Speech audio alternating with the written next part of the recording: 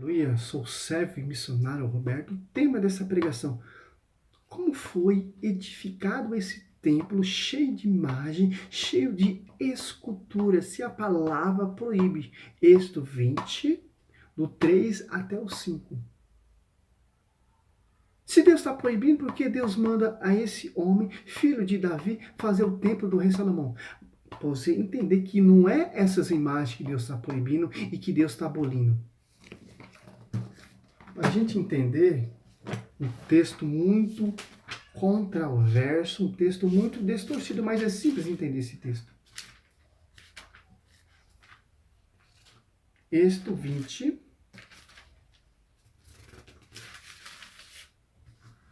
três, 4 e 5. Aí você vai entender. Se Deus mandou proibir imagem, escultura e isso que você já está cansado de ouvir a essa geração contra os inimigos da igreja, e só esse versículo já tem base totalmente do que Deus está falando. Não terá outros deuses diante de minha face. Êxodo 23. Não farás para ti escultura nem figura alguma do que está em cima, no céu ou embaixo, sobre a terra, ou nas águas debaixo da terra. Não te prostrará diante delas, e não lhe prestará culto. Eu sou o Senhor, teu Deus, um Deus zeloso, que vingo a iniquidade dos pais, dos filhos, dos netos e dos bisnetos, daquele que me odeia. O Senhor está falando para a gente não prestar culto, o Senhor está falando para a gente não se prostrar, mas Deus manda fazer. Êxodo 25, 18. Uma arca da aliança e coloca dois varões, dois querubins. E no meio dos dois querubins, Deus dava a revelação ao mediador do Velho Testamento, dos mandamentos de Moisés. Êxodo 25, 22. Êxodo 26, 1. A cortina do tabernáculo tinha um querubim desenhado. Josué prostrou diante da arca da aliança. 7, 6. Vê se é isso mesmo. Josué. Para a gente entender.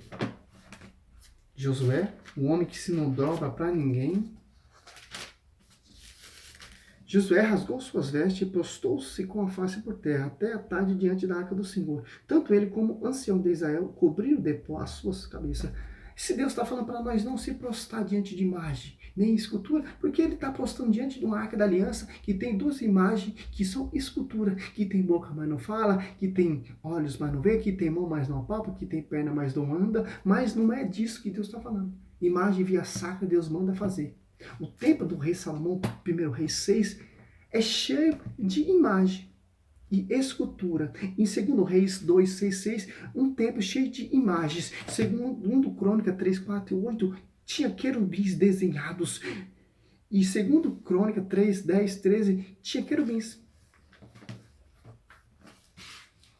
Olha que interessante. Segundo Crônica 6, 6. Diga-te, portanto, envia-me um homem experiente no trabalho do ouro e da prata, do bronze e do ferro, da púrpura azul e violeta, um homem que entenda suficientemente de esculturas para dirigir os átrios de Judá e de Jerusalém, que meu pai Davi reuniu junto a mim. Manda-me do Líbano madeira, cedros, cipreste e sandalo, pois eu sei que teus súditos são peritos em cortar madeira do Líbano. Meus servos auxiliam os teus. É só.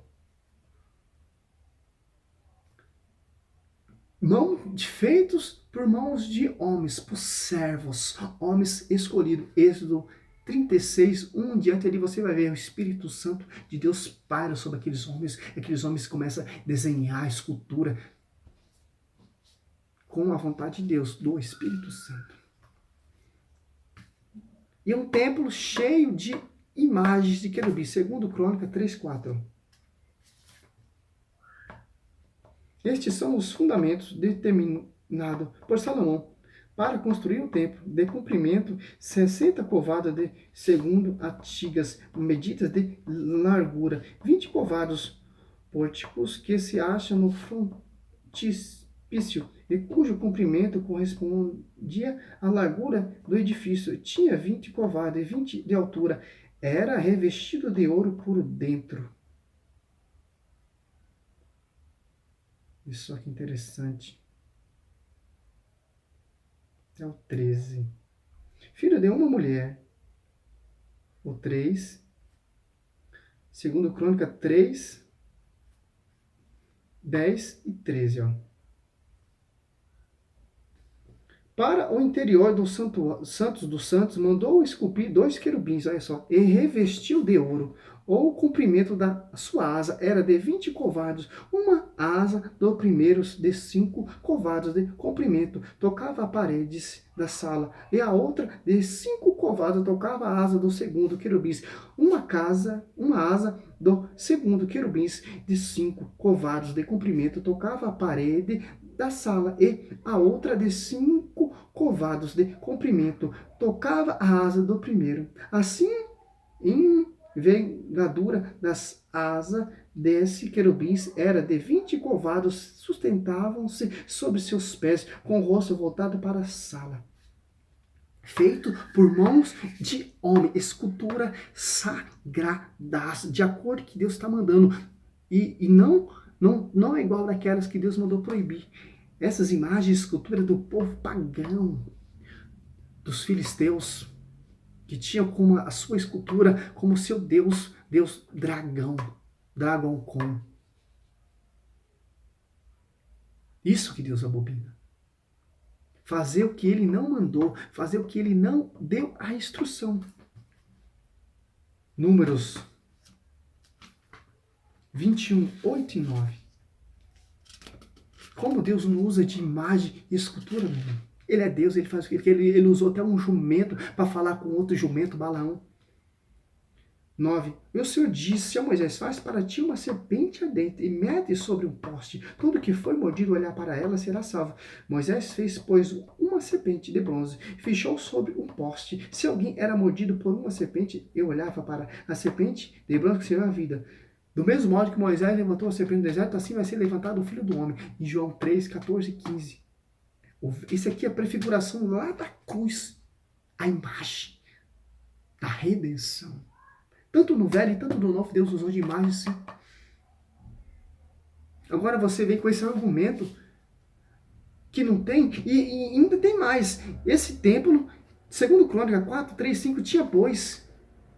Êxodo 32, representação. A lei de Deus abominou quando aquele povo fez aquele bezerro. Sem a ordem de Deus, Deus abominou. Aqui Deus está mandando fazer bezerro, segundo Crônica 4, 3, 5, bois. Olha só que interessante. Segundo Crônica.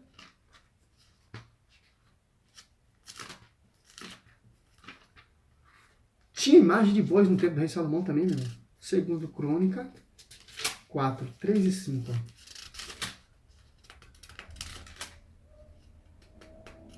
4, 3 e 5.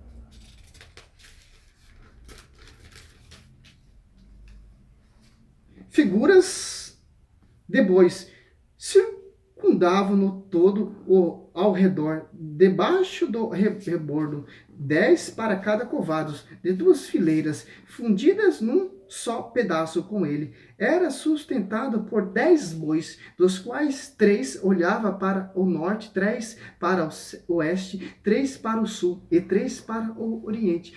O mar descansava sobre sua parte, travesseiras que estavam voltadas para dentro. Até o 5.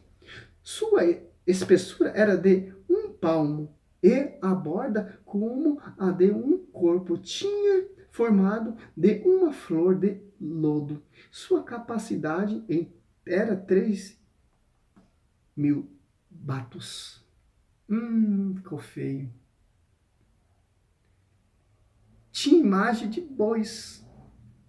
O povo adorava o boi? O povo prestava culto ao boi? Não, meu irmão. É a prefiguração, é uma teofania de uma imagem, de um ícone que faz lembrar a aliança. Como a Arca da Aliança. O único veículo de adoração, o único veículo de reverência, o único veículo de se prostrar, como Josué 7.